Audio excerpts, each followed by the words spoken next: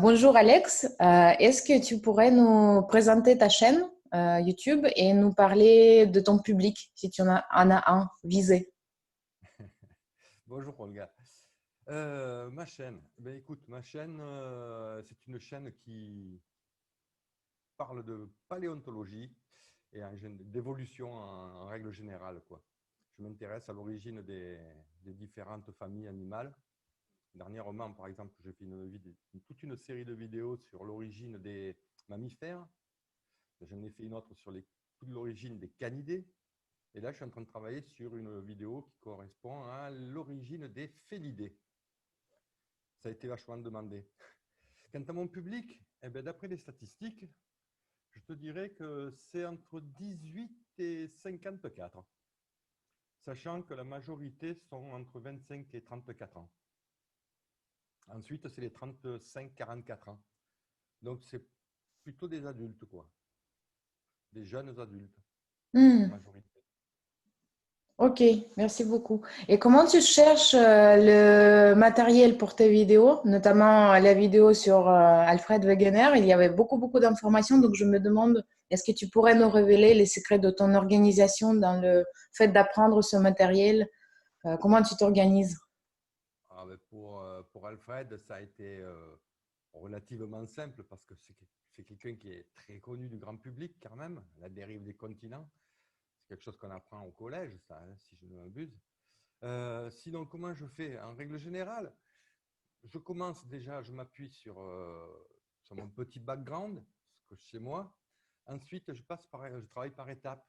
Alors, je vais commencer par exemple pour dégrossir, chercher des informations sur Wikipédia par exemple, des trucs très généralistes.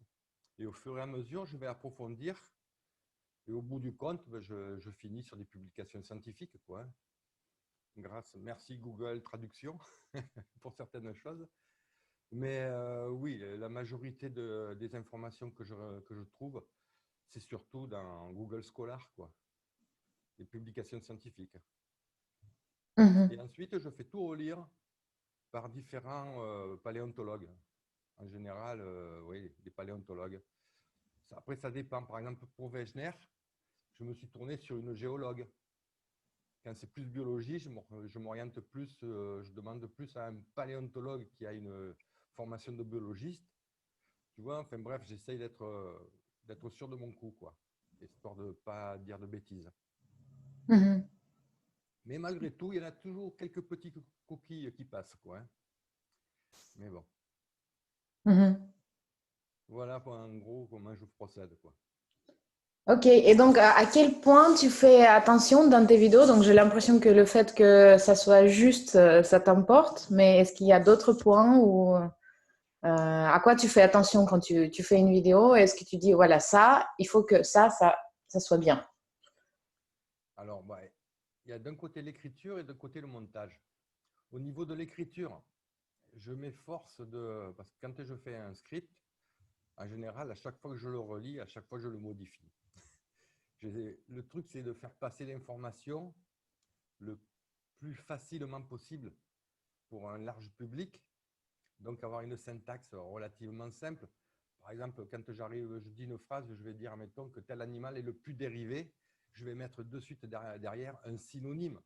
Par exemple, dérivé récent, afin qu'on puisse comprendre les termes du jargon. Je vais faire passer des petites informations au cours de mon script. Par exemple, quand je vais dire que la Terre a été ensemencée par des météorites, je vais dire que ça s'appelle la panspermie. Je fais passer des petites informations de façon que ça puisse rester dans le crâne des gens et qu'ils puissent ensuite se renseigner si ça les intéresse.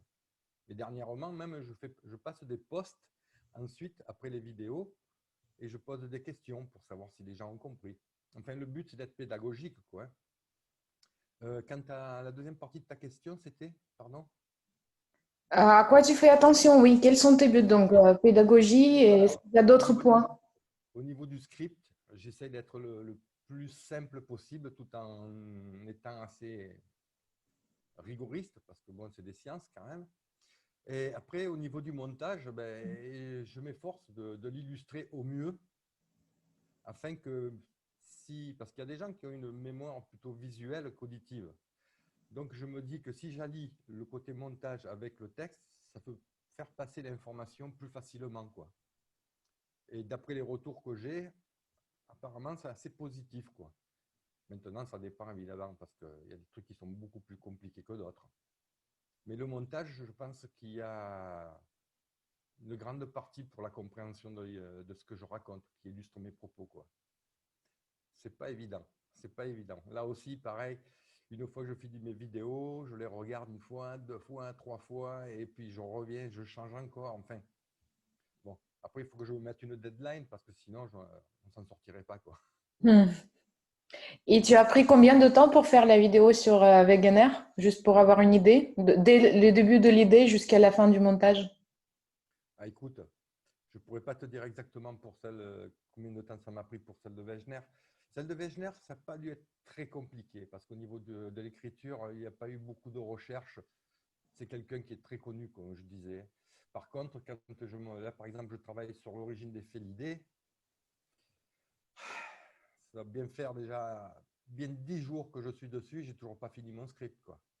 Et j'ai pas attaqué le montage, bien entendu.